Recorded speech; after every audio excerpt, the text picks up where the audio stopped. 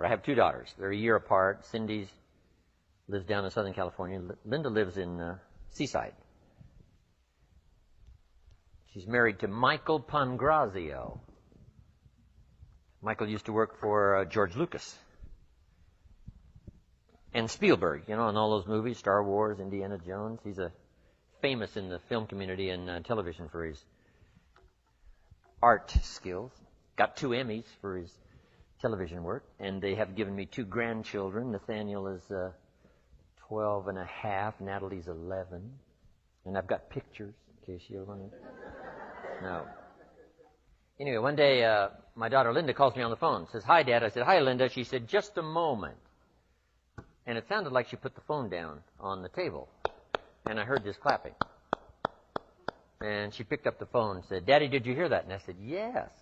She said, "That's in case you haven't gotten any applause lately." So when I talk to Linda tomorrow, in fact, I'm going to go see the kids on Monday, I'll say she doesn't need to clap for me on the phone, right? I got plenty of applause in Santa Clara. Anyway, let's go back to work. I never thought in my wildest imagination that I would ever be able to have something to say for 2 whole days. I mean, I'm amazed. I'm still amazed at what happens. In fact, I was so excited to get here today to hear what I have to say, right? It's just amazing. So let's talk now about the subject that exploded my life into change. I've never been the same, and that's personal development. It's a subject I came in contact with when I was 25 years old. I was raised in southwest Idaho. I still have the old family farm. My papa's gone. He was 93. Mama's gone. She was 79. So it looks like I'm going to be around a long time. Good genes. My papa never retired. When he died, his paycheck was waiting for him. That's pretty good, right? So I intend to be around a long, long time, looks like. But anyway, I was raised in southwest Idaho and still have the old family farm, you know, raising the normal crops in that part of the world. And my neighbor raises Arabian horses, and I furnish clover sometimes for him. And some years it's potatoes, and some years it's winter wheat, and some years it's something else. Also got vineyards. Got a new wine label, just finishing up. Roan Bittner. Dr. Bittner is my partner. Roan Bittner Vineyards. The Chardonnay of last year was absolutely incredible. But I, went to college 1 year.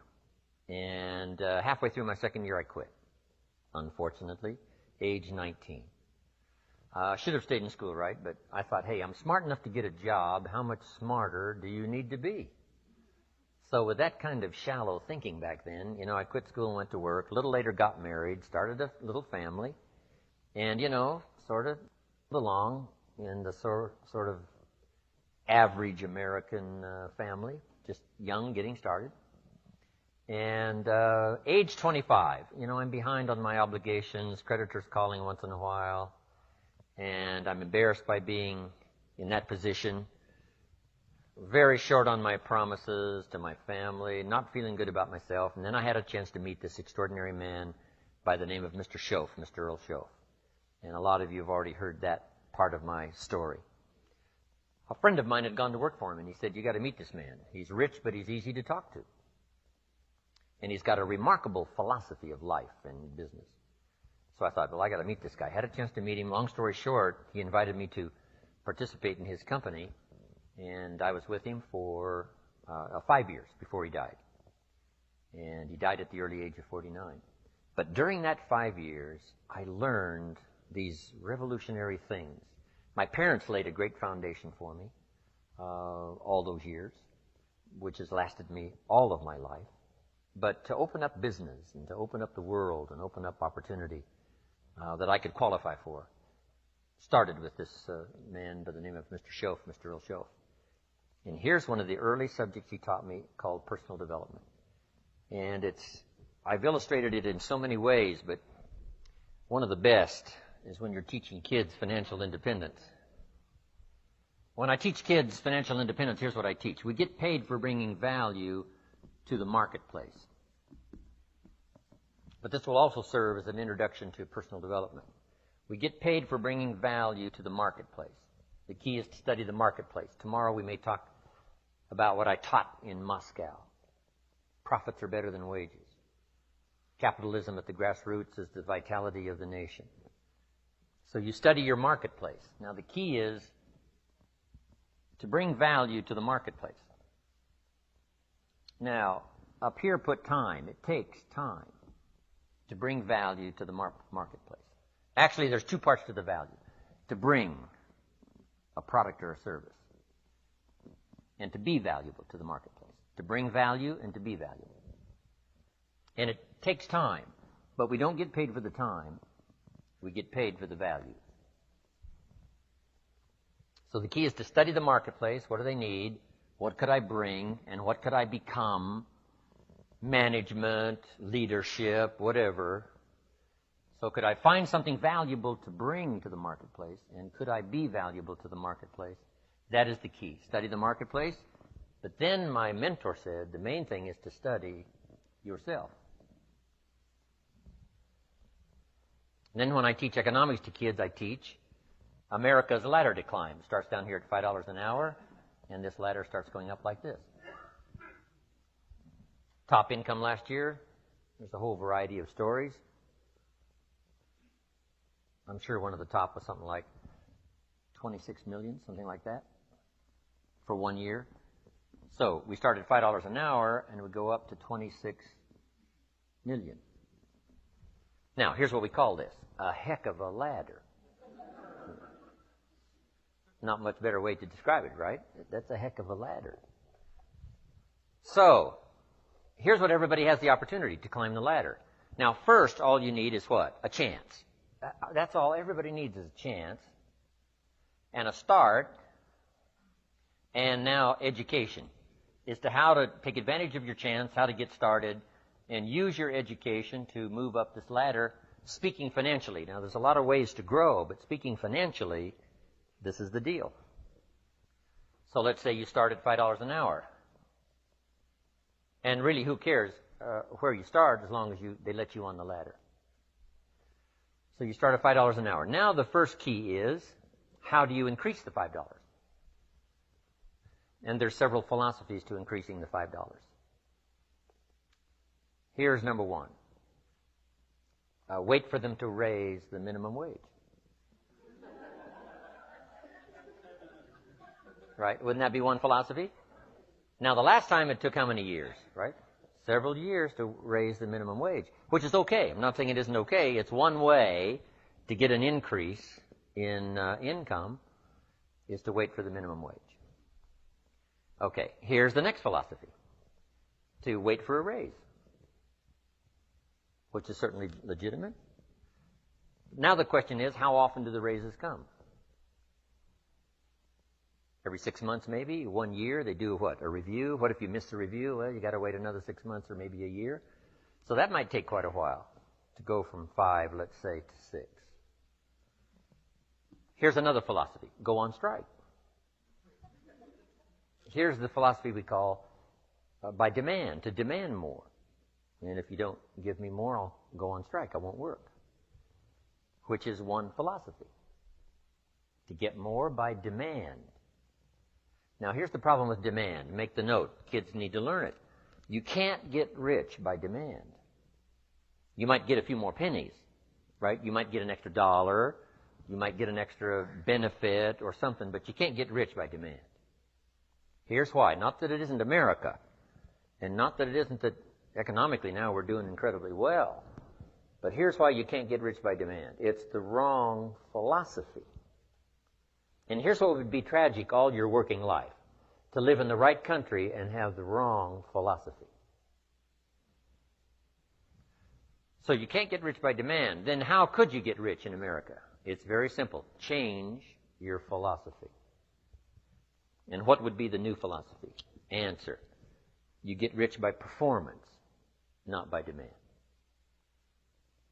Now, my mentor says, some people don't just make $5 an hour. They've moved up to 6. How easy would it be to get to 6? Probably pretty easy. If you worked for McDonald's, they paid you $5 an hour, hauling out the trash. If you whistle while you haul out the trash, they'll pay you $6 an hour. Right? Here's an unusual person. They deserve $6 just because of their attitude. Wear the hat, say yay McDonald's. Okay? So for that, you get an extra, what? $1 an hour, because the company recognizes, hey, looks like this is going to be an oncoming person. So it's not that difficult to go from 5 to 6. But here's what's interesting. Some earn $50 an hour, 10 times as much. How could you multiply your income by 10? One, you probably couldn't do it waiting for a raise. Certainly you couldn't do it waiting for them to change the minimum wage. And you certainly couldn't do it by demand. Because usually when they make demands, they don't demand that you multiply my income by 10. People don't go on strike for multiplying their income by 10, usually, right? It's just a little increase. So, how could you go from 5 to 10? Interesting. But that's not the end of it. Can you think of somebody that makes $500 an hour? My Beverly Hills attorney, yes. You can think of some, right, that make $500 an hour? Now, 500 multiplies by 10 again. Not just once from $5 to 50, but from 50 to 500 is multiplying by 10 again. Can you multiply by 10 and then multiply by 10? And the answer is yes. One, living in the right country is an advantage. But here's the greatest advantage, having the right philosophy. Now, $500 an hour is not the end of the story. We go right on up to these top incomes. Would a company pay someone $26 million for 1 year's work? And the answer is yes. They do it all the time, right? Not because this guy went on strike. But that's not how he gets the $26 million. So, a change and a shift in philosophy here starts to change everything.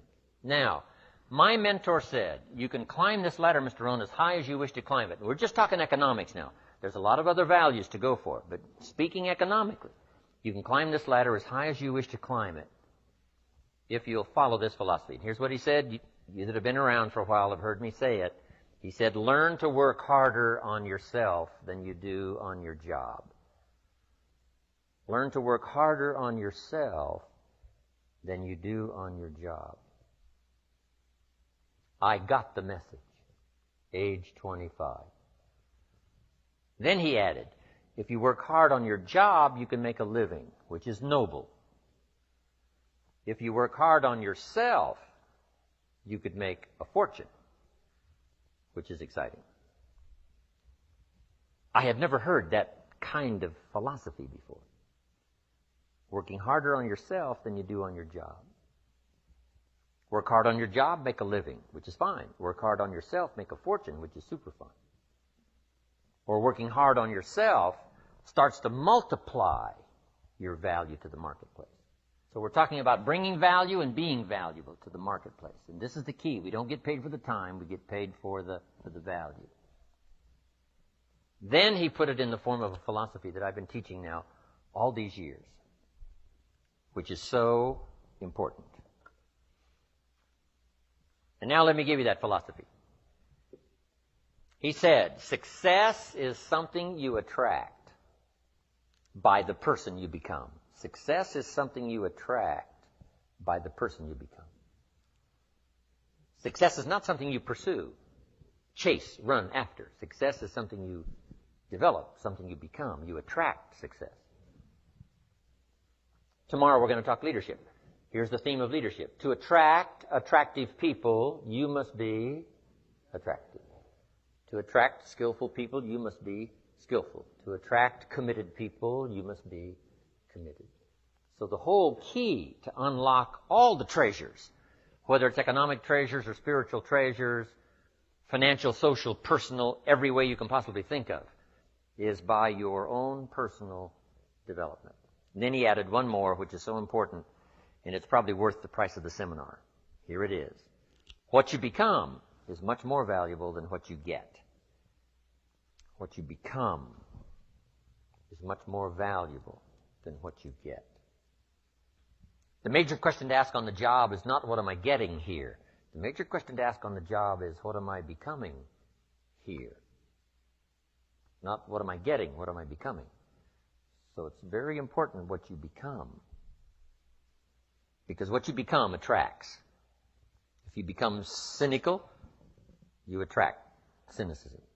What you become attracts. So this whole subject of personal development was so vitally important to me. It changed my life.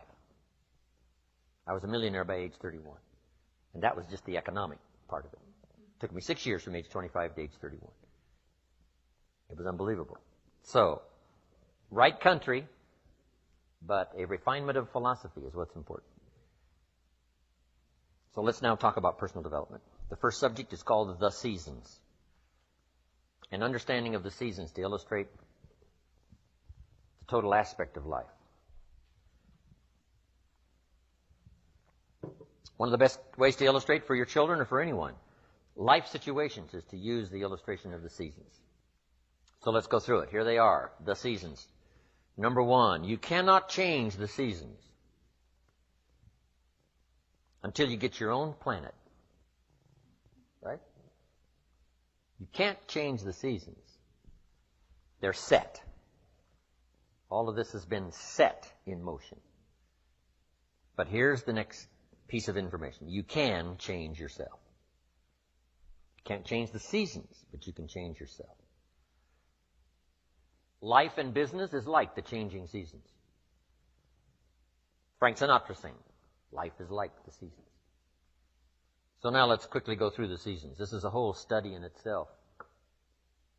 But I can just give you a little outline here, some ideas, and you can take it from there and use it in whatever manner that would serve you, as well as to serve your own understanding of time, the passing of time. First, learn how to survive the winter. Speaking of life in its simplest aspect, the first key to learn in your life on the spinning planet is to learn how to survive. Now, there's all kinds of winters, right? The winter of the calendar, right? The winter of the actual season. But then there's financial winters and social winters, personal winters. But we understand those because we've all been through them. Barbra Streisand sings, it used to be so natural to talk about forever, but used to be's don't count anymore. They just lay on the floor till we sweep them away. You don't sing me love songs. You don't say you need me. And you don't bring me flowers anymore. A winter song. But we know what those lyrics are about. You know, we've been through those experiences. The winters. Now, here's the key on the winters. Some are long and some are short. Some are easy and some are tough. But they always come right after harvest, right after fall, autumn. So we cannot rearrange the coming of the winters. But here's what we could do. Get stronger, wiser, and better so that we can survive better. And our life will be less eroded by learning to handle the next winter. The next winter of a divorce, the next winter of an illness, the next winter of a death in the family, the next winter of a loss financially, the next winter of a crisis of whatever kind. To be better equipped. So here's the key, to learn the seasons so that you can approach it all in a very intelligent way. For kids, we teach the ant philosophy. The ant philosophy. So for the kids that aren't here, take this home. For the kids that aren't here, the ant philosophy. And here's the little short list on the ant philosophy. Number 1, ants never quit. If an ant is headed somewhere and you stop him, he'll start looking for another way. How long will he look? Till he finds it or till he dies. One way or the other, he'll find it. Okay. So that's a good philosophy. Just never quit like an ant. Here's the next part of the ant philosophy. Ants think winter all summer. You got to think negative when it's positive. And not be disillusioned. That's why ants always seem to be in a hurry. Why are they in a hurry? Because they're thinking winter, winter, winter, hurry, hurry, hurry, get going, go, go, go, go. So you must think negative when it's positive. You must think winter when it's summer. Here's some of the best advice. It comes from classic tradition. A great story says, Don't build your house on the sand in the summer. Why? Be given that advice. Because it's easy to get faked out in the summer. Right? Blue sky, fleecy clouds, nice weather, so you build your house on the sand. You say, no, you must not be faked out when it's nice. You must think storm in the summer and not get faked out. And if you think storm, now you'll look for a rock on which to build your house. Now you're going to be safe. So you can't think nice when it's nice. You've got to think storm when it's nice. And if you haven't been through one of those storms, you've got to find somebody and say, have you been through one of those storms? Scare me to death, if you will, please, so I will not be faked out here, and I will keep searching, right? Not to quickly build on the sand because it's nice, but to build on a rock because it's not always going to be like this. The seasons are going to come and change. And if you're not educated to that degree, now you suffer a great loss. So the ant thinks winter in the summer. Now here's the next philosophy. I'm sure the ant thinks summer in the winter. The time to think positive is when it's negative. Why? Because the negative won't last long. How long is the winter? Isn't that long? So the ant thinks summer in the winter. This won't last long. We'll soon be out of here. Just hang on. It's not going to take that long. How long is the night? It's only a few hours. Come on. There's never been a double night. Couldn't you make it a few more hours? And the story says, yes, the night just can't last. For sometimes it seems like it's going to last forever. And when you have insomnia, right, it seems like the night will never pass. But I'm telling you, sure enough, it will pass. So learn to think day when it's night. And then you must learn to think night when it's day. An old prophet said, work while it's day. Work while it's day because the night's coming. Right? This was before Thomas Edison and the light. You've got to work when it's day because the night comes when you can't work. Of course, now we can work day and night, but back then you couldn't work when the night came. So you had to get it going, get it in before the night came. So this is a good idea now. Learn to think negative when it's positive. Learn to think storm when there is no storm. Learn to think winter in the summer. But then we must learn to think summer in the winter. We can make it through a few more hours, right? A few more days. It won't be that long. Hang in here. The spring will surely come. Okay. So the winters of life, learn to express those to other people, help them understand that as well as to try to understand it yourself. Now here's the next season, the spring. Spring is called opportunity. Not a guarantee. It's guaranteed the spring will come, but it's not a guarantee of a harvest. Here's the key. You must do something with the spring. Take advantage of the spring. Read every book you can get your hands on what to do with the springs of your life. Take advantage of the day, because the day follows the night. It's an opportunity now to turn things around. It's an opportunity to have a better one than the last one. It's an opportunity for a new beginning, a new spring, a new day, a new beginning. In business, we learn to create an artificial spring. Because in an industrialized society, right, it seems like, the seasons just don't mean that much. When you're a farmer out there, they mean everything. But when you're not, working on the line, whatever. So sometimes you got to create an artificial spring. We're going to take the next 90 days and we're really going to pour it on. Like if you're in sales, the next 90 days I'm going to make every contact possible. You just create an artificial spring. Next 30 days, next 90 days. Right? Bargain with your family. Say, look, I know we were going to do some things the next 90 days, but if you'll postpone those for me, I'll really pay back because I want to use this now as a springtime to go for it, go for it, go for it. So spring is the chance to take advantage of another opportunity.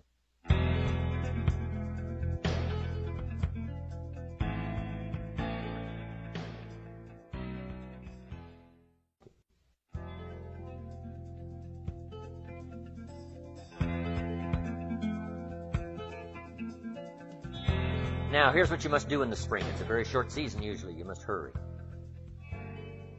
You wouldn't ask a farmer to go bowling in the spring. He hasn't got time. Why? The season is too short.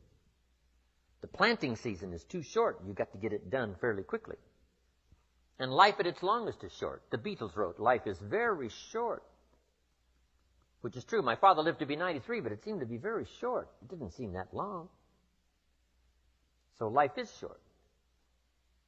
For John Lennon, it was extra short. For Michael Landon, life was extra short. For my mentor, died at age 49, that's extra short. But life at the longest is short. So you must learn to appreciate opportunity and take advantage of it while it's day, while it's time. Now, we call spring a window of opportunity. If you have a chance to talk to someone, the window's open. It may not stay long, so take advantage. Don't hesitate. Meet a new friend. Talk to somebody while the window's open. Now, here's the season for everybody to understand because it is so applicable to our life, and that's the season of summer. Two things we must do in the summer: nourish our values and protect. Nourish like a mother, protect like a father. The twin challenges in the summertime help to illustrate life, that we are confronted with both good and evil. Is that the way it should be? You've got to ask somebody a little higher up than me. We could get into probably a pretty great debate. Would there be good without evil? Here's the best answer I've got. In our finite position at the moment, here's the best answer. It doesn't seem like it. It seems like it takes the contrast to make a scenario, to make an adventure. Now remember, we didn't set it up, so. But here's what seems to be the setup. Opposites in conflict. That seems to be the setup for a human adventure. One contesting against the other, vying for the territory. Would there be light without darkness? We probably wouldn't call it light.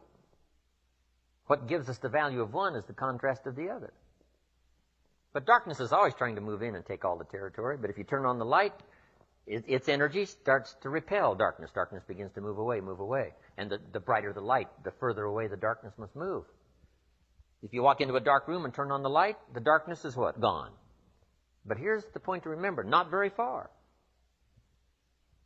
The darkness seems to be, yes, it's gone, but it's waiting for its chance. That if light loses its energy, darkness has a chance not to move back in. Here's one of the better realistic illustrations, and that's health and illness at odds in your body. Illness trying its best to drive health into a small corner and occupy the territory. And health trying what? To push illness into a small corner. There's this contest going on. Who's going to occupy the territory? If one stays strong, the other is diminished. If the other gains in power, then the other is diminished. So what you must learn to do is cooperate with the positive side of everything in your body and your life. Sometimes we sabotage our own best interest. The body needs a banana, you send it a Coca-Cola. And the body says, what is the deal here? I'm health trying to drive illness into a small corner. I ordered a banana, you send me a Coca-Cola. So the body could rightfully say what? Whose side are you on? Give us a break here. We need every tool we can get to keep illness at bay. Because if we get weak, I'm telling you, it moves in, takes the territory. So we're in the middle of this contest, and here's what it's called, opposites in conflict. Here's one of the bigger conflicts, liberty and tyranny. Liberty is the absence of tyranny. But even though tyranny is conquered, it's not very far away. The same goes on in your bloodstream. Red corpuscles to nourish like a mother and give life. White corpuscles to fight and kill like a father. White corpuscles say, just show me some infection, I'll kill it. If I don't kill it, what? It killed you. Somebody's going to get killed. In this contest, right? Good, evil, liberty, tyranny, right? Health, illness, winning and losing us, right? There's the struggle going on. But here's the key. It's the only way, it seems, it's the only way to create a human adventure. It doesn't seem to be any other way, currently. Now, some speak of a new heaven and a new earth, and maybe the whole arrangement will be different. Could very well be. But in this current experience, it seems like to create an adventure, to create a unique human scenario, we need opposites and conflict. And that's the deal. Thank God for white corpuscles that think negative all day. Tyranny and liberty. Saddam Hussein takes over Kuwait. What should we do? Somebody says, well, Kuwait, what do we care? Well, what if next he wants Saudi Arabia? You say, well, it's a pile of sand. What do we care? Well, what if next he wants Israel? You say, well, little Israel, what do we care? Well, what if next he wants the rest of the Mediterranean? You say, well, yes, I guess we've got to draw a line somewhere. Yes, somewhere. You've always got to draw a line somewhere and tell illness, hey, you can't have any more. You've got to throw up the barriers, draw a line in the sand. Our President George Bush was right to draw a line in the sand, put together the coalition, and put together 500,000 troops and go kick Saddam Hussein out of Kuwait. History demanded it. Hired Chief White Corpuscle General Schwarzkopf.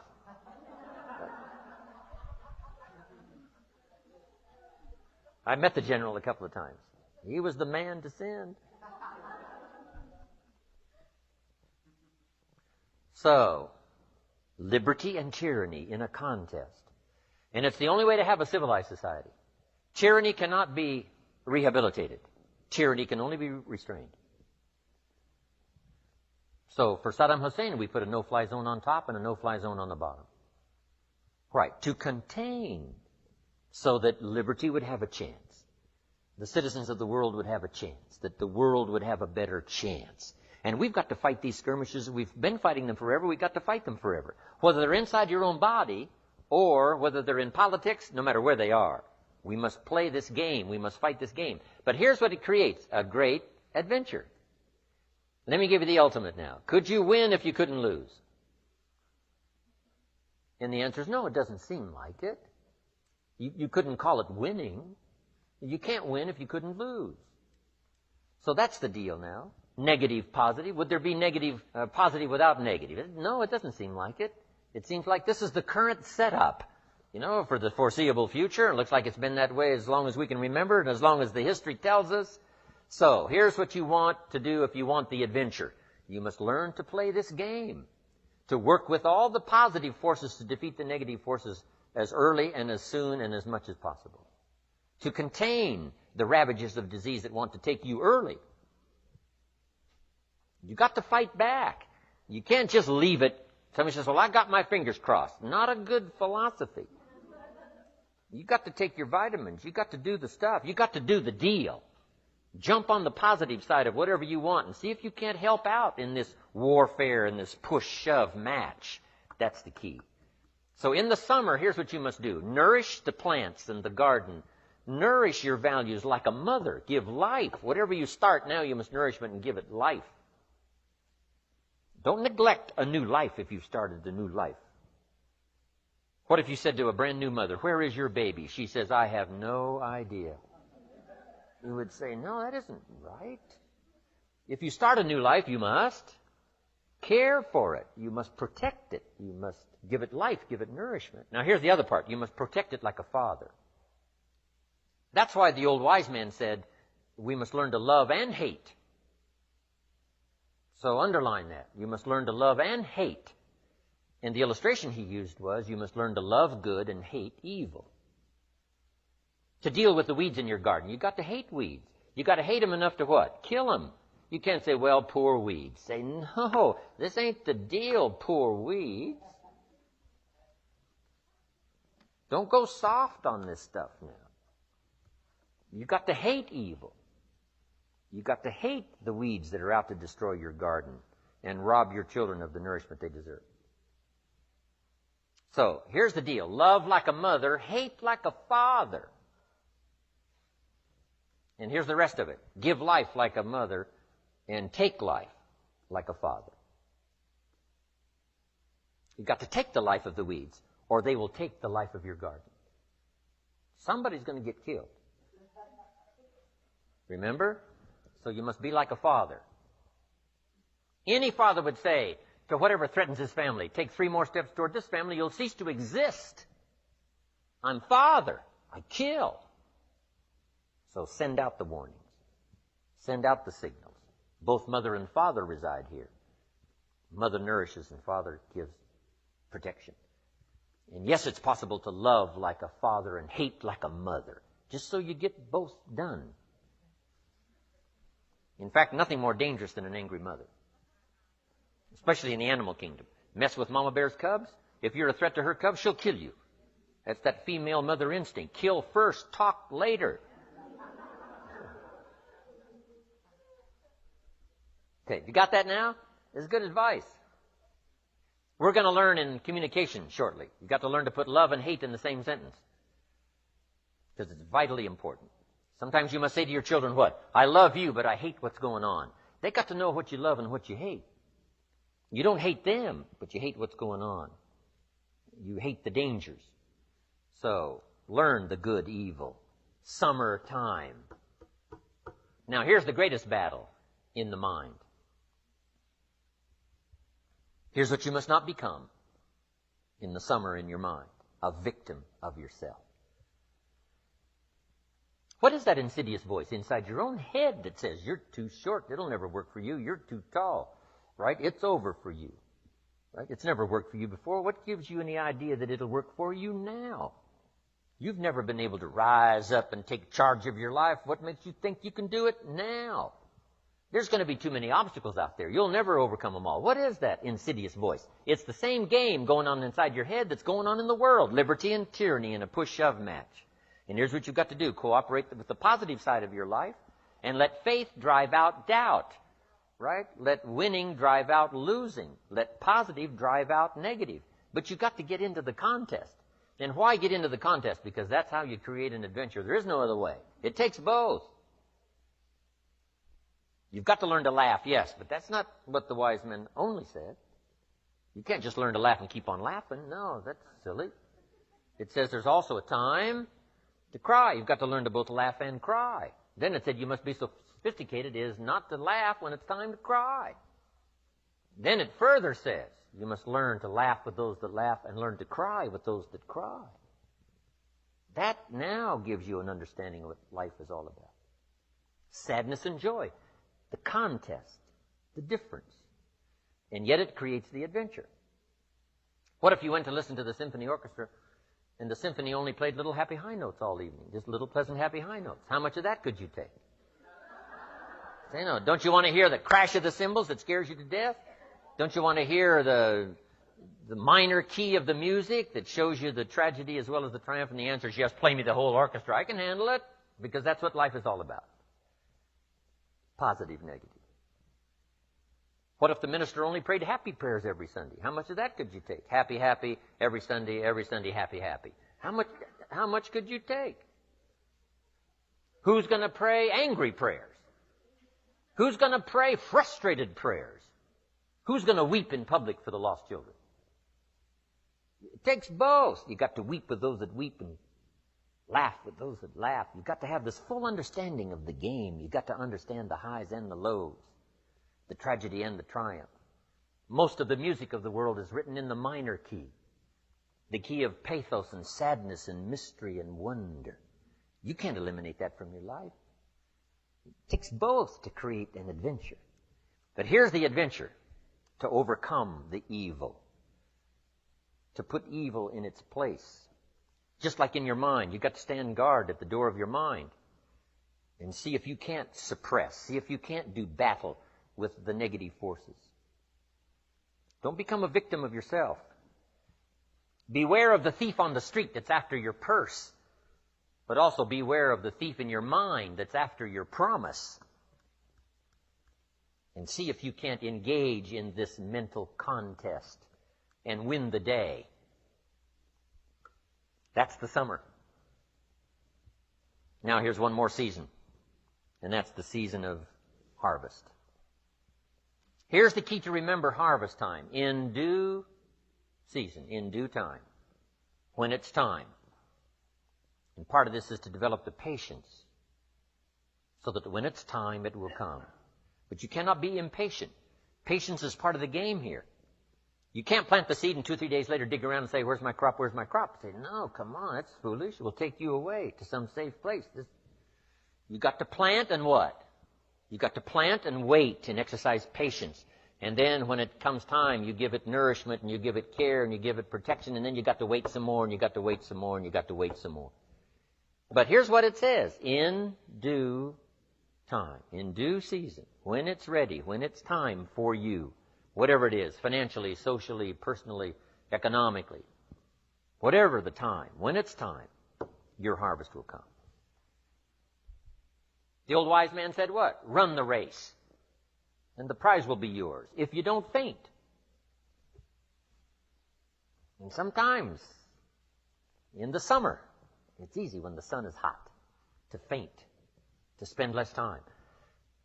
But if you faint not, if you're there ready after this activity of summer, do the summer work. Just make the little note. Do the work of summer. Nourishing, protecting. Whether it's family, whether it's business. The work of summer. Now, the harvest. Here's the key now to harvest, to wisely use the resources.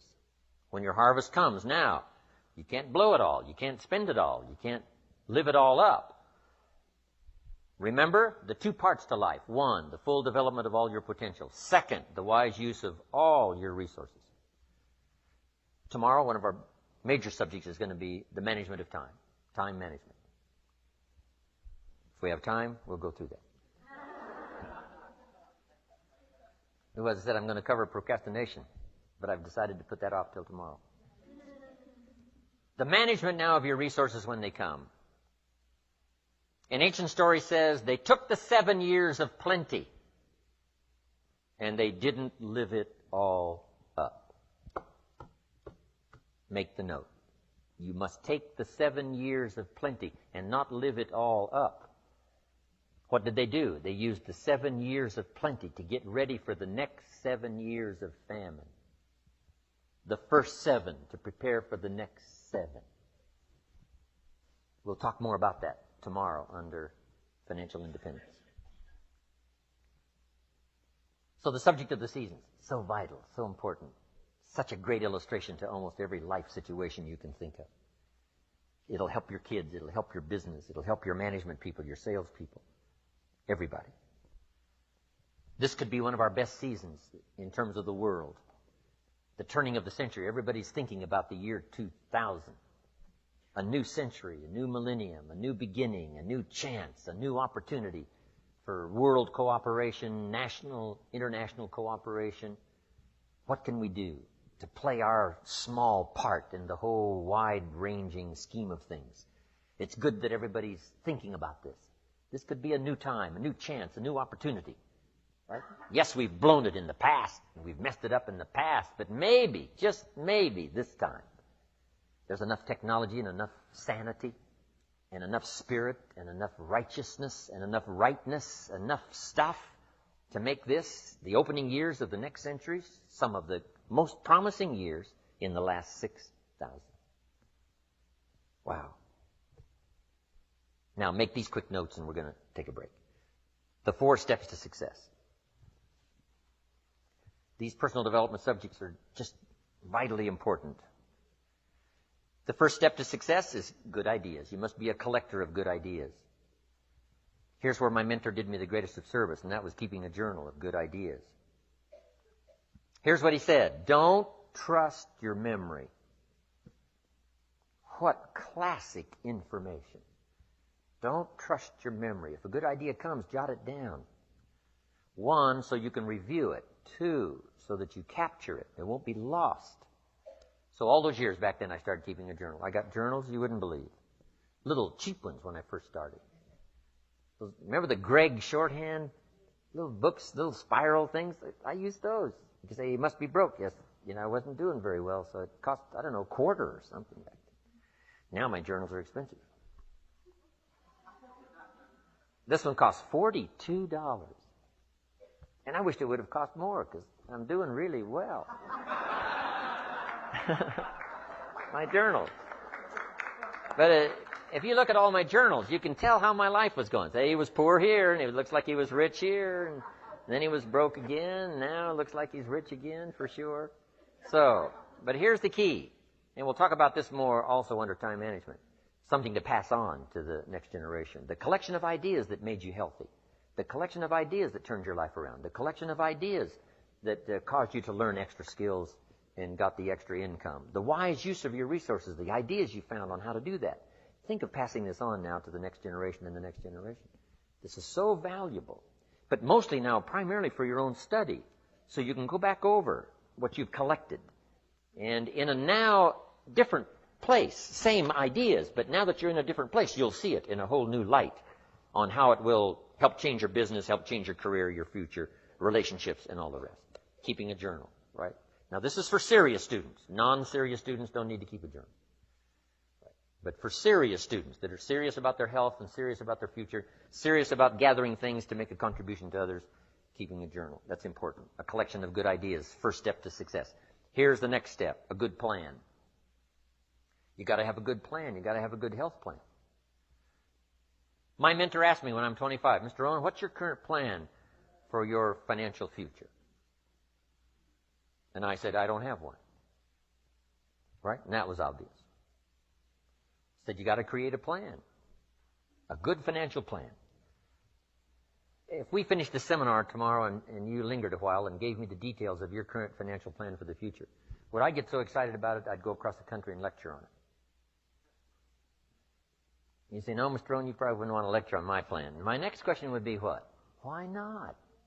Have you reached this point in your life's maturity and you don't have a plan that's got you up early and keeping you up late that you're excited about unfolding? We're going to talk more about this tomorrow under Financial Independence. Here's one of the first things you must do if you're a parent.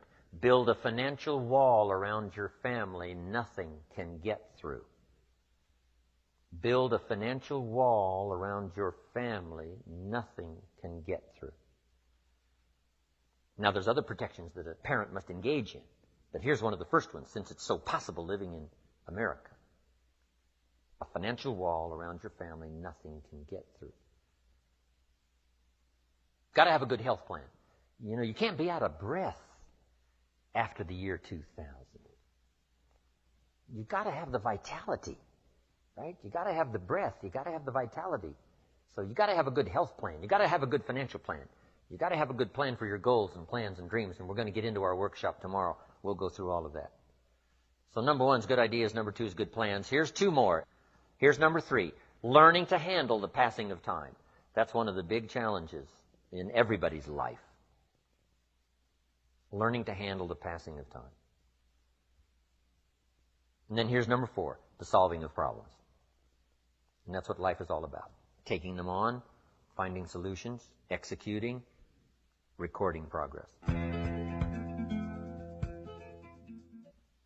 To receive more information on Jim Rohn's speaking schedule and products, please visit his website at www.jimrohn.com, where you can also subscribe to receive free the weekly Jim Rohn Easy newsletter.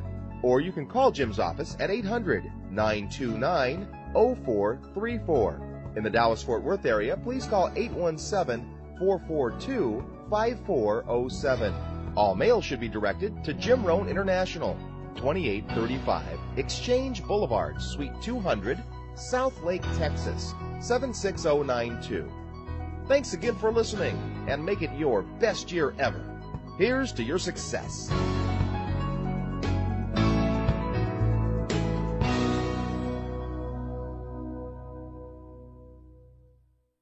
Hi, everybody. This is Jim Rohn.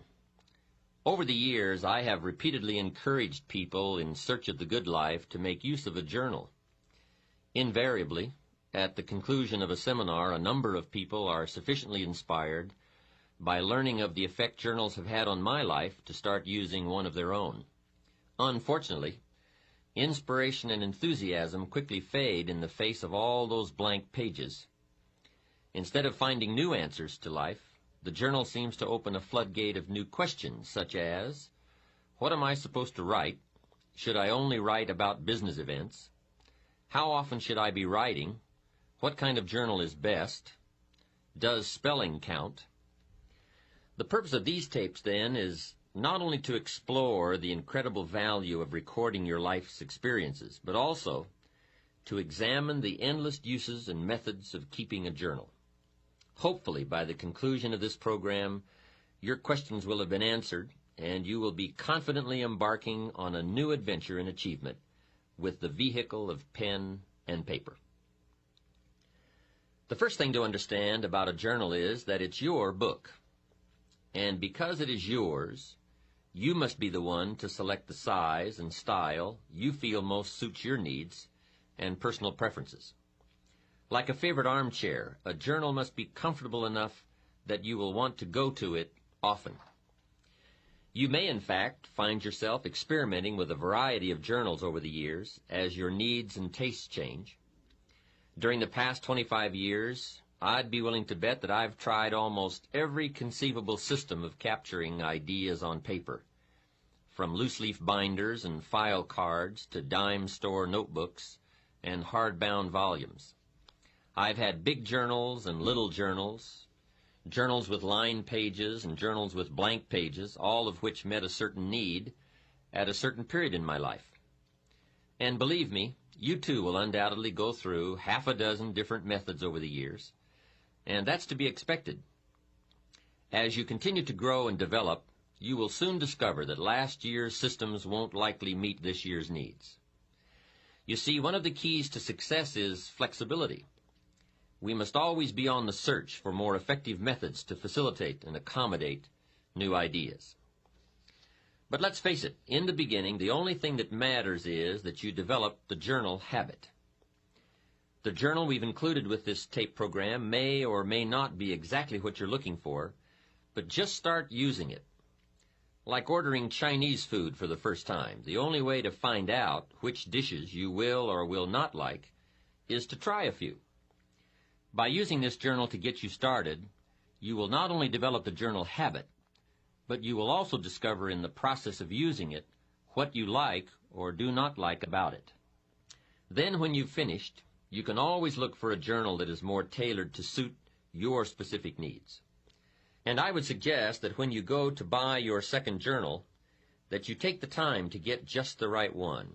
Remember, the use of anything received will always be in direct proportion to how it makes you feel when you use it. The color and material of the binding, the texture of the paper, the width of the lines or the absence of lines are important considerations. If you feel lines tend to restrict your creative flow, then go with blank pages. If you feel uncomfortable with blank pages, then choose line pages.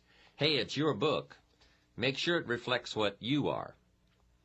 My latest journal is a leather-bound volume for which I paid handsomely, but it's worth every penny I spent. The richness and the smell of the leather in themselves are enticing. It's enjoyable just to hold it in my hands. And, too, it's important to me to know that unique ideas are being stored in a suitable place. Somebody once asked me why I pay as much as I do for an empty book, and my answer was simple. I intend to put something valuable in it. Let's face it, you wouldn't store precious gems in an empty cigar box, so why put a $1 million idea in a 10-cent book? Just one bit of advice, however. Bear in mind that a journal should be capable of going wherever you go. A journal that requires more space than your briefcase permits, or more room than your desktop allows for you, more often than not, it will be left at home, gathering dust instead of thoughts, and cobwebs instead of observations. But let's get to the heart of the matter. Buying a journal is the easy part. The real challenge lies in filling it up. And that's what we want to deal with now. What should go into a journal if it is to have meaning and value in your life? Perhaps the best way to answer this question is to consider the purposes and functions of a journal. Once the matter of why we should write is clear, then the what we should write will become immediately apparent. There are so many functions performed by a journal that I could conceivably spend the remainder of this tape and a half a dozen others discussing them. But since more important than listening to my reasons for why you should be keeping a journal is getting busy actually using your journal, I'll try to limit the list and merely highlight some of the majors. One of the unique characteristics of a journal is that it offers you an effective way to figure it all out. to figure out life, to figure out people, to figure out business dilemmas, and most important of all, to figure out yourself. There is something magical about writing down a problem. It is almost as though in the very act of writing what is wrong, you start to discover ways of making it right. Perhaps the source of this magic lies in the objective perspective that writing affords you. Even though you are describing your problem, your challenge, your life, your uncertainty, and your indecision, the fact that you are writing about it, as opposed to mentally pondering it, creates a space between you and the problem. It is within this space that solutions have room to grow. You see, writing about events and circumstances that occur helps you to clarify exactly what is happening. When we describe life to ourselves only in our minds, our imaginations tend to feed false or distorted information about how things are, positive or negative. When we describe a situation in writing, however, we become more factual, more accurate, and certainly more realistic. Then, as we reread what we have written, we create a new picture in our minds to replace the distorted picture we have been working with. And once we finally see things as they are, rather than as we think they are, we can then see our way clear to make them better. At the conclusion of this program, you might in fact want to use this process to get your journal started. Write about a current dilemma you are facing. Perhaps it is a personal problem, a business matter, a family issue, or a financial problem. Whatever it is, take the time to capture it on paper the way it really is. But remember, writing out the problem is only the first step to creative problem solving and effective decision making. The next step is to carefully analyze what you have written. Here are some of the key things to look for. First, exaggerations or distortions of the truth. Are you really telling it like it is? Take another look. Perhaps your concern is making it seem worse than it is, or your enthusiasm is making it seem better than it is. Second, a tendency to blame circumstances or someone else for your problem instead of seeing yourself as the cause. You see, most of our difficulties are the result of either failing to do what we could have done or in doing in haste what we should never have done. Third, a tendency to expect circumstances, or still worse, other people to change in order for your problem to be solved. Let me remind you one more time that things get better when you get better. Passive hope never has and never will improve human circumstances. And finally, look closely for weak points in the obstacle where you might attack to bring that obstacle to its knees. Remember, David slew Goliath with but one small stone. It usually doesn't take much more than a few minor adjustments in either our attitude or our action plan to solve a major problem. Essentially, you must learn to view your problems like a scientist who puts tiny organisms on a slide. Examine your circumstances through the lens of the microscope of truth to see their real nature, their real perimeters, and their real composition. And two, as you examine your problem, do as any scientist would do, record your observations. You see, as you continue to refine your statement of the problem, of the way it really is, you will begin to move closer to the solution. And speaking of solutions, be sure to record the ultimate conclusion to your dilemma.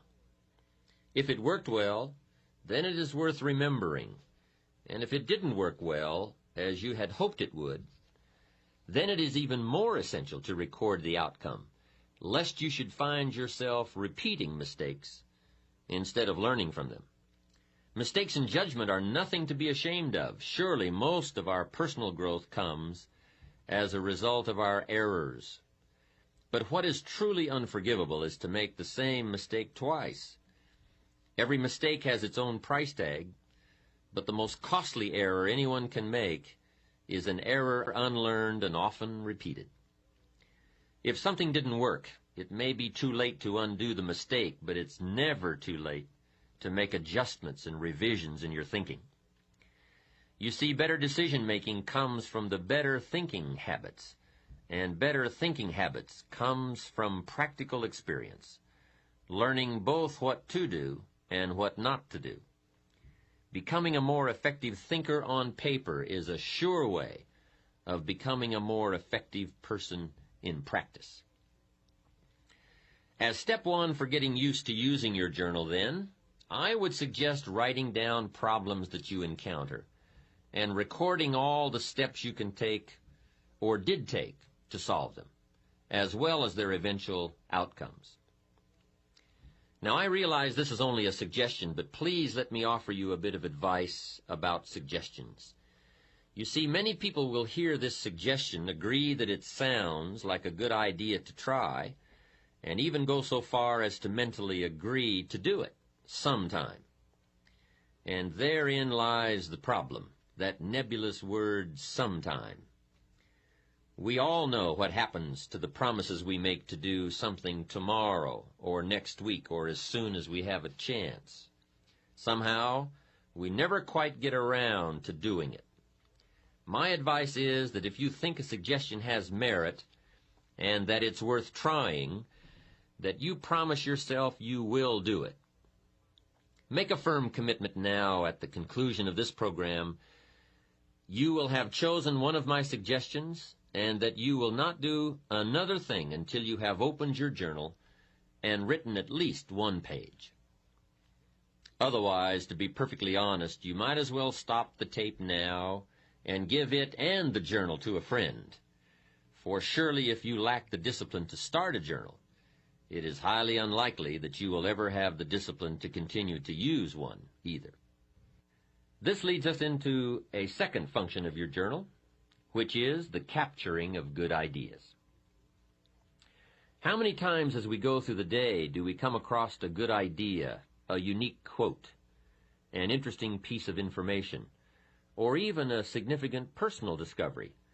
And each time we do, we mentally say to ourselves, I must remember that. Now, I'm willing to admit here that the human mind is a remarkable thing, but I also know from experience that the human memory leaves a lot to be desired. I think Emerson captured it best when he made this statement. I suppose that every old scholar has had the experience of reading something in a book which has significance to him, but which he could never find again. Sure he is that he read it there, but no one else ever read it, nor can he find it again, though he buy the book and ransack every page. How true. What we do not somehow capture today is lost forever. There are a lot of things in life that we can trust, but my experience has taught me that the human memory is most definitely not one of them. There are so many sources of insight and inspiration all around us. Good ideas flow in abundance from sermons and lectures, from books and magazines, television documentaries, business meetings, and conversations. But obviously, for you to capture the ideas, it is essential, as I mentioned earlier, that your journal always be at your side. I remember one time attending a church service in Carmel, California. The sermon that Sunday morning was excellent, so I opened my journal and started taking notes. But out of the 400 people in attendance that day, guess how many of the others were taking notes? Not one. So there I was taking notes in my journal from this sermon, and pretty soon the people around me were starting to give me strange looks. Out of the corner of my eye, I could see them nudging one another and whispering. I felt like some kind of spy. I could almost hear them saying, he's going to get out of here with some of this stuff. And sure enough, I did. I got the stuff. So what I'm suggesting is that you get in there and get out with some of the stuff. Let other people sit there thinking they can remember it all. Let other people treat opportunity casually, but not you. I would ask you to treat it seriously. Let other people wonder at the end of their lives where it all went wrong, but not you. Let other people play while you work, fool around while you study, soak up the sun while you soak up ideas. 10 years from now, they'll still be trying to figure out how to pay the bills, or wondering why their marriage isn't working out, or why they don't seem to be getting ahead professionally, but not you. Life always rewards the serious students for their labors. So, since we all know that it's nearly impossible for most of us to remember the exact phrasing of an inspiring line, or the specific details of a business conference over an extended period of time, we've got to get serious about capturing it now. Generally, if we wait until the end of the day to describe events and happenings and conversations in our journals, the specific details have already escaped us. At best, we are left with scattered fragments, and it's hard to build an exciting future from mere bits and pieces of the past and present. So I would encourage you to get it all down as it comes your way. Financial ideas, personal development ideas, time management ideas, family ideas, business ideas. Everything you have the good fortune to come across. If an idea is worth listening to, worth reading, worth remembering, then it is also worth capturing in your journal. And there are many reasons for making the effort to capture good ideas, not the least of which is the fact that the simple act of writing something on paper helps to etch the idea more firmly in our conscious minds. To hear it, or see it, or read it is one thing. To take the time and make the mental effort to capture it with paper and pen is so much more.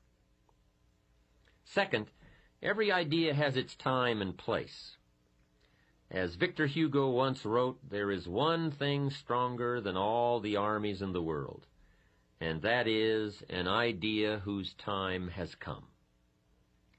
Perhaps the ideas you capture today will not have any specific meaning or purpose in your life at this moment, but ultimately at some future point in time when you march into battle, the armory of ideas you have carefully and conscientiously assembled over the years will serve you well. Here's another interesting phenomenon about ideas. As we collect a variety of thoughts on any given theme or subject, there is a tendency for these individual ideas to come together and form themselves into a whole new idea, much as the single flakes of snow, when gathered together, can be formed into snowballs and snowballs into snowmen. Or perhaps a more graphic example would be that of the igloo, which is, after all, a dwelling built entirely of tiny snowflakes, which have been compressed by their weight and frozen together over a period of time, such that whole blocks of them may be cut out to build a structure. The successful human being is one who has learned to diversify his interests and gather knowledge from a variety of sources. Gather enough good ideas in one area of life, and you will form a solid block. Gather enough solid blocks together, and you can construct a whole new life. But be aware of one thing. The mental storage bank of good ideas is very much like the bottom drawer of our desks or the extra drawer in the kitchen that holds a collection of valuable items gathered over the years, none of which can ever be found when we go to look for them again because of the chaotic manner in which they were stored. We pour information into our mental computers much like we dump old letters and store coupons into the extra drawer, helter-skelter, and hence irretrievable. One of the first things we attend to when setting up a new business is the development of a filing system for records so that we can easily locate information whenever needed. When we move into a new home, we carefully pack all of our possessions in clearly labeled boxes so that we can find something again in a hurry if needed. But when it comes to facts, to ideas, to observations, we have no system, as though they are incidental rather than essential to our better future. Your journal, then, provides you with a means of logically assembling and storing the pieces of information that come your way. Now, there are many ways to assemble the data in your journal for easy reference. For example, you might find it helpful to keep an index at the back of each volume so that you merely list the highlights of your entries, so that your index might read like this: Financial Ideas, pages 5, 53, 96, and 104. Or, Ideas for Increasing Company Efficiency, pages 46, 82, and 111. At one time, I used to keep 3 journals, one for personal observations, one for business notations, and a third for creative ideas for a book I was writing. Of course, it didn't take me long to discard that system. Carrying 3 journals around the world is no easy task. Then I tried using 3 colors of ink in the same journal, so that at a glance I could focus on any one of the 3 areas. While it was certainly easier carrying 3 pens than 3 journals, it was still somewhat of a cumbersome system. When the ideas are flowing fast and furious, you don't always have the time to search for a red, a green, or a blue pen. The method I finally settled on was setting aside certain sections of my journal for specific uses. For example, at the back of my journals I have a separate section for recording my goals, for listing interesting quotes, and for thoughts on new speech material. Perhaps you may want to set aside part of your journal for specific ongoing projects or interests that you feel might warrant a section of their own. Choose one of these methods or devise a new one, but make sure you set up some kind of system. Remember, failure more often than not is attributable to lack of information about how to succeed. Each of us has the capacity to seek out the information we require to achieve our goals. Unfortunately, we do not all have the discipline required to gather the data systematically so that the raw material is easily accessible and ready to be put into practical use the moment opportunity presents itself. How sad it would be if opportunity came knocking on your door, but you had to keep him waiting while you rummaged through drawers and files for the key. Undoubtedly, by the time most people have finally located the key, opportunity has long since become impatient and gone on to knock on the door of someone else. Next, by taking the time to capture and assemble information in our journals, we now have the added benefit of being able to review these ideas whenever we wish. You don't have to run back to the library to reread the book you borrowed last year, or call a friend on the phone and try to reconstruct the conversation you had last month. If you've captured the essence of the conversation or the highlights of the book in your journal, it will always be there for you to refer to. And here is the key point. For your journals to have their greatest value, they must be frequently reviewed.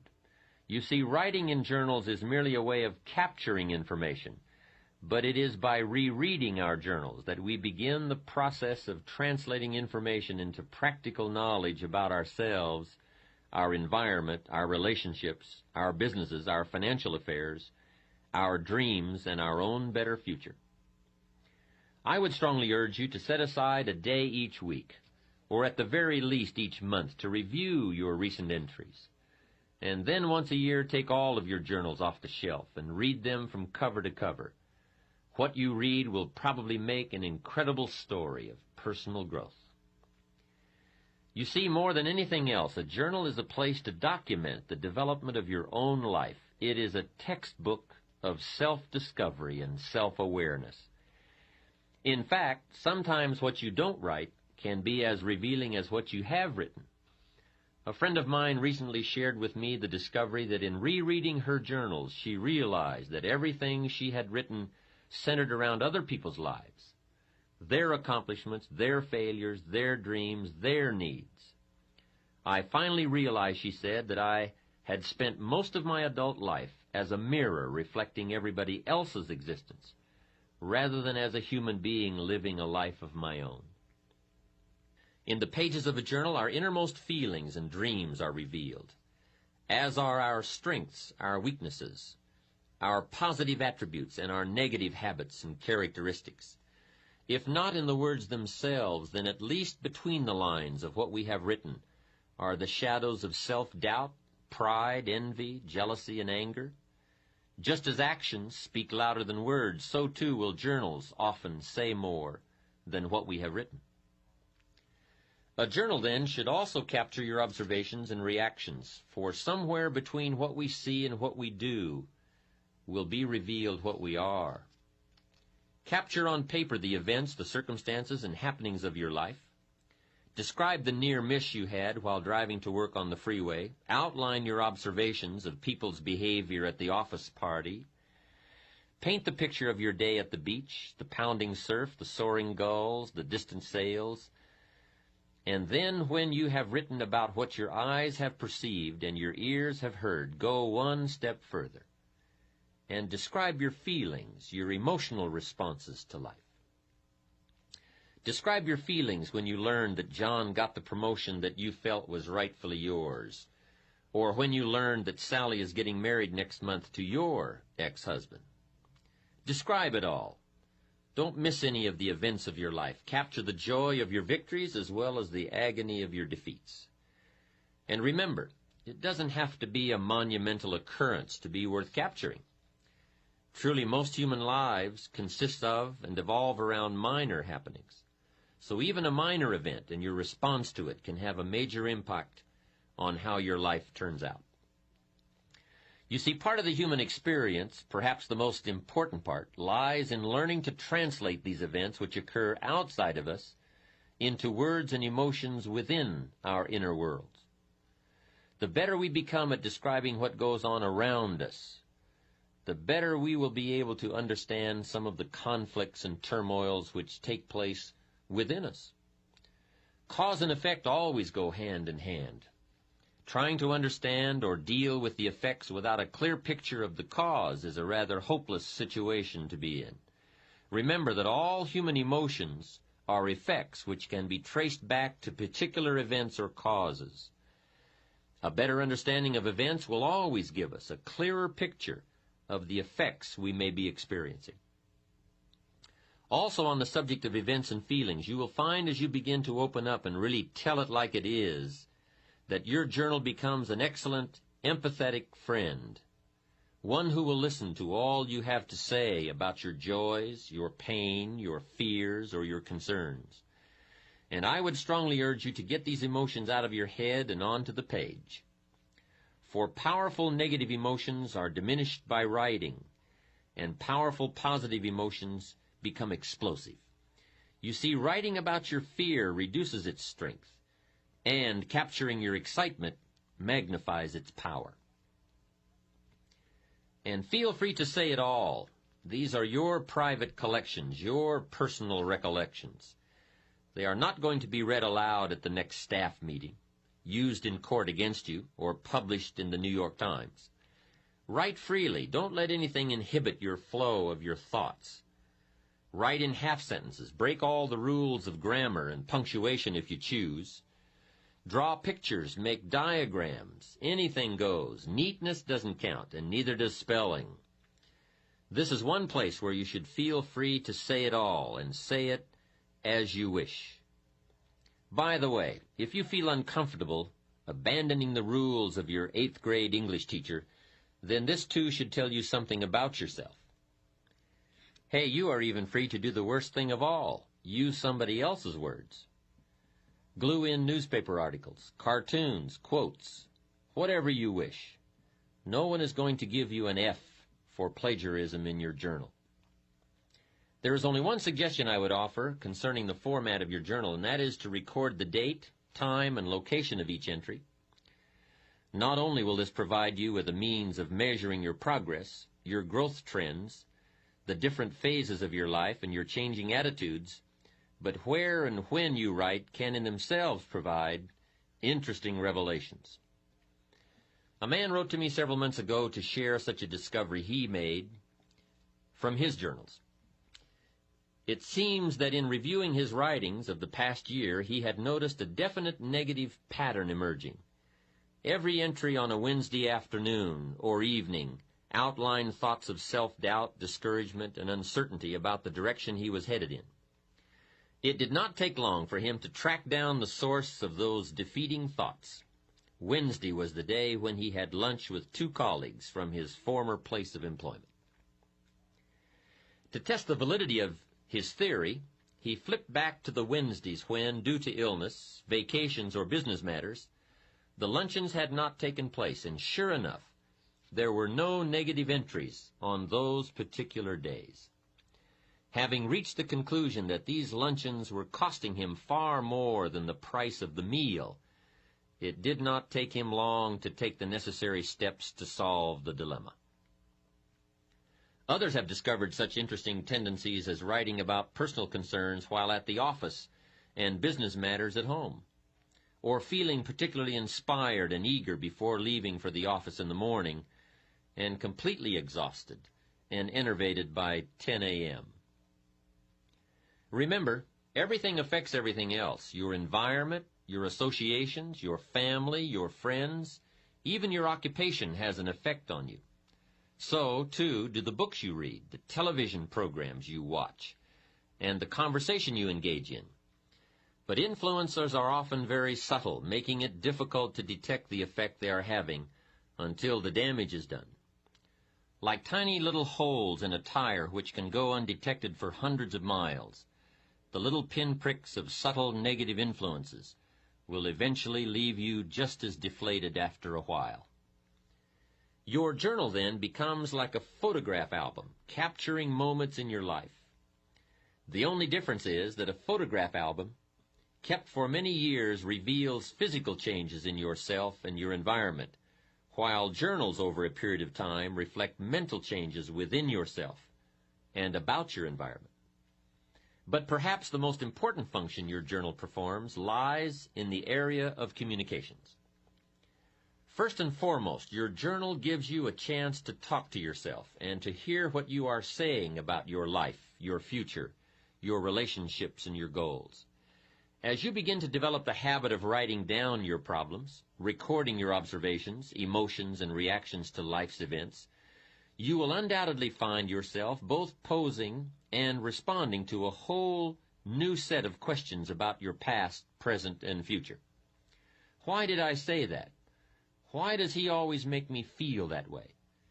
If I follow this course, where will I be 5 years from now? As you begin to both ask and answer yourself on paper, you will be amazed at the incredible leaps in personal understanding and self-awareness you will experience. And remember, any positive change which occurs within you will ultimately manifest itself in a positive result outside of you, in your social or professional world, your attitude, your bank account, your habits, and even your appearance. We stand forever exposed to life and to the endless variations that make up the human drama. Our task as human beings is twofold. First, we must effectively translate what is going on around us into terms we can comprehend. And second, we must effectively express what is going on within us into terms the rest of the world can understand. Despite the major technological advances enabling us to communicate globally and perhaps even extraterrestrially, I would suggest that while our means of communication has greatly improved, we are still living in the dark ages when it comes to saying what we mean and understanding the meaning of what is being said. As William James wisely observed, the most immutable barrier in nature is between one man's thoughts and another's. As much as we live together, work together, try together, grow together, discover together, explore together, and even pray together, man is truly an island unto himself, cut off from other human islands by the deep channels of non-communication. Writing in your journal is one of the best ways I know of to develop more effective communication skills. As you become better at describing life to yourself, you will find that you become better at describing yourself to life. Put into more practical terms, as you become better at saying what you really want and how you really feel to yourself, you will be able to better express yourself and your feelings to others, and in return, better able to understand what others are really feeling and really saying to you. You see, communicating with people our own age, or who have similar educational backgrounds, incomes, professions, or beliefs, is a relatively easy process. But what about the two people who are, to all outward appearances, radically different? A teenager and a 40-year-old father, a high school dropout and a college professor, a successful lawyer and an unemployed auto worker. Now the real challenges of communication begin to manifest themselves. But they are challenges that using a journal can help us overcome. You see, regardless of the differences in our outer worlds, inside human beings are all basically alike. We've all known sorrow, maybe not from the same event, but we've all experienced the emotion. We've all known the joy of achievement, perhaps in different circumstances, but certainly the same feeling. Regardless of our outward differences, those basic human needs and emotions will always provide a common ground or build a bridge for effective human communications. You see, by the time we have reached adulthood, most of us have experienced almost every aspect of the human drama in one form or another. The problem is that most of the experiences have gone right on by us. We have never taken the time to capture them, to ponder them, to analyze how we felt at that time, how we responded to others while we were in those circumstances, or what our priorities and needs were during that period in our lives. Suppose, however, that you took the time to capture the events and happenings of your life on purpose with paper and pen, so that you always had a wealth of experiences from which to draw. Imagine now what an incredible impact this awareness could have on your life, how it could help to bridge the gap between you and your children, your clients, your associates, your neighbors.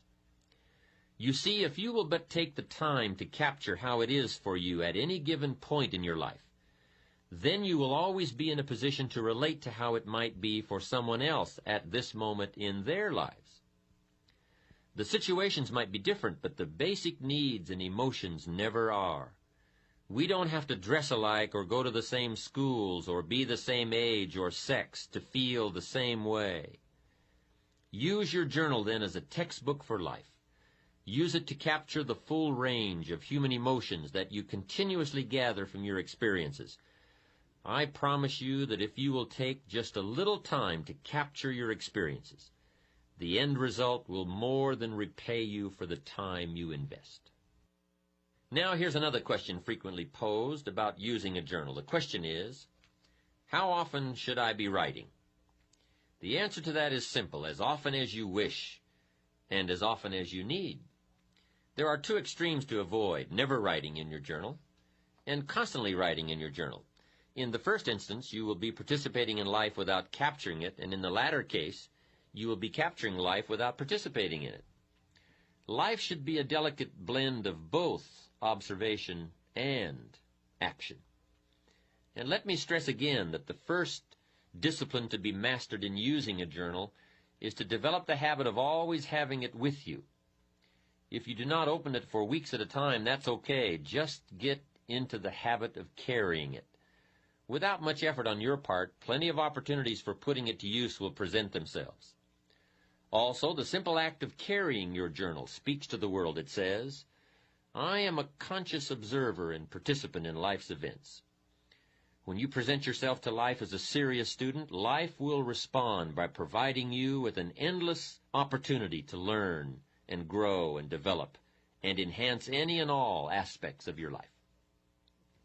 Remember, no tape program, no book, no seminar, and no encouragement from me can help you to develop the discipline to use your journal. Experience has taught me that the most I can hope to do is trigger your interest and enthusiasm. Recently, I had the chance to address a group I had spoken to several months before. The last time I had been with them, I had given one of my all-time best speeches on the importance of thinking on paper, with a particular emphasis on using a journal. They were an enthusiastic and responsive group, and it appeared from the many letters and cards that flowed in after my speech that my ideas had been particularly well received. However, just after I was introduced the second time, I asked the group one question: how many of you are now using a journal? I am sad to report that out of a group of almost 500, only a few hands were raised. The rest of the audience exchanged sheepish glances, much as you might give your doctor when he asks you if you have cut down on smoking. The mysterious workings of the human mind never cease to amaze me. We all know what is good for us. We all know that it will keep us healthy or happy or prosperous, but somehow we fool ourselves into believing that we'll start tomorrow. Tomorrow I will buy that book and read it. Tomorrow I will go on that exercise program. Tomorrow I will speak to John about that problem. Some people will actually listen to this tape, agree that keeping a journal could indeed change their lives dramatically, and yet never get around to writing the first page. But don't let that be you. I assure you that by the time you have finished listening to this program, the only thing that will stand between your intent and your accomplishment will be your ability to discipline yourself to get started. And believe me, once you get started, once you make the effort to begin, once you develop the journal habit, you'll be giving your own lectures to friends and associates about its rewards. In the final analysis, whether you decide to start a journal, and still more important, whether you exercise the discipline to use it, the decision and the action must come from inside you. No wise counsel from any source will ever replace the intensity that comes from a personal commitment to excellence. It is often said that reality is the best beginning, and perhaps it might also be the best beginning for your journal. One of the first entries you will want to consider making is a complete account of how it is for you right at this moment in your life. What's got you turned on? What's got you turned off? How is it going at home, at work? Are you happy, frustrated, excited, perplexed, worried, doubtful, or any or all of the above? You may want to write a brief description of how it's going in each area of your life, and honestly tell it like it is. Perhaps in your writings you will uncover a particular void in your life that needs to be filled, or a major obstacle that must be tackled if things are to work out for you as you want them to. Use your journal to then chart out a course of action to eliminate whatever is standing between you and your better future. Examine your progress. Outline the steps you've taken or could still take.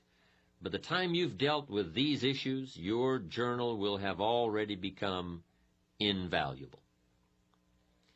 If you find you are still having difficulty getting anything on paper, one of the first entries you might consider making is an explanation of why you bought the journal in the first place.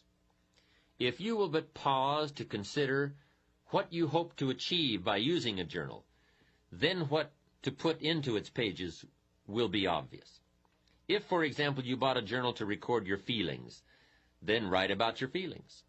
If you bought it to keep track of business developments, then write about your meetings, your clients, and the ideas you have about improving the products or services of your company. A journal should be used in response to a specific need, a need to express, to analyze, to ponder, to explain, to record, to consider, or to examine some or all of the elements and aspects of your life. And remember, there is no correct set of procedures for keeping your journal. Journals are as unlimited in possibilities as are the individuals who use them. Journals and life share one unique characteristic. Both provide you with a space to fill as you wish. And for those who are not yet sure how they wish to fill life's spaces, a journal offers you a chance to paint mental pictures of the limitless paths you could travel. In a novel, an author places imaginary characters in imaginary circumstances and then predicts their behavior and responses to these events. So be the author of your own life. Create on paper a set of circumstances, then place you in the middle of them. How would you feel about doing that? What would it be like to live in that city? Being there, how would you feel having those responsibilities or those freedoms? Pick a direction and travel with your imagination to new environments, to new positions, to new opportunities. Create on paper an ideal job, describe an ideal relationship, state an ideal income, outline an ideal code of personal behavior, design an ideal lifestyle. Then take your dreams and transfer them into written goals with priorities and deadlines. List the specific steps you must take in order to achieve them, and then write out a detailed plan of action. Take your dreams for your mind to the page, and then take them from the pages of your journal and make them happen in your life. Learn to paint these mental pictures, and then, like an artist, create something of substance on the canvas of your life, using all of your available resources. Add new color, new depths, new dimensions, new meanings to where and who you currently are by exploring where and who you still can be. Set yourself free and explore the possibilities of life with paper and pen. There's no risk involved. You cannot fail. Stretch yourself mentally, expand your inner horizons, and you will find that life will respond in kind by presenting you with new opportunities and associations, new experiences from which to grow and learn, and new circumstances in which you will become more than you had previously dreamed possible. Remember the advice of Napoleon Hill, who wrote that whatever the human mind can conceive and believe, it can also achieve. Ponder also the biblical suggestion that as a man thinketh, so he becomes. And know without the shadow of all doubt that whatever you create on the pages of your journal, you can, with enough belief, commitment, discipline, and desire, create in your life. In closing, I would like to share with you the following thoughts from Will and Ariel Durant's 100-page masterpiece, The Lessons of History. Civilization, they wrote, is not inherited. It has to be learned and earned by each generation anew. Consider education not as the painful accumulation of facts and dates, nor merely the necessary preparation of the individual to earn his keep in the world, but as the transmission of our mental, moral, technical, and aesthetic heritage, as fully as possible to as many as possible, for the enlargement of man's understanding, control, embellishment, and enjoyment of life. If a man is fortunate, he will, before he dies, gather up as much as he can of his civilized heritage and transmit it to his children. And to his final breath, he will be grateful for this inexhaustible legacy, knowing that it is our nourishing mother and our lasting life. Gather up all you can, the hopes, the sorrows, the lessons, the friendships, the achievements, and the disappointments. Gather it all that it may teach you, and in turn that the lessons you have learned may become perhaps part of the legacy that you leave behind for your children and indeed the world at large. Let your journals capture your personal history, and in doing so, they add to the history of all mankind and to our collective heritage. Truly, the most valuable treasure anyone can leave behind is the knowledge they have acquired in their one lifetime. It has been suggested that what we are, a unique creation of unlimited possibilities and potential, is God's gift to us, and that what we do with all that we are, the works we do, the lives we enrich, and the contributions we make, are our gifts to God. May your life be devoted to becoming all that you can become, and may your journals capture every moment of the adventure. To receive more information on Jim Rohn's speaking schedule and products, please visit his website at www.jimrohn.com, where you can also subscribe to receive free the weekly Jim Rohn Easy newsletter. Or you can call Jim's office at 800-929-0434. In the Dallas-Fort Worth area, please call 817-442-5407.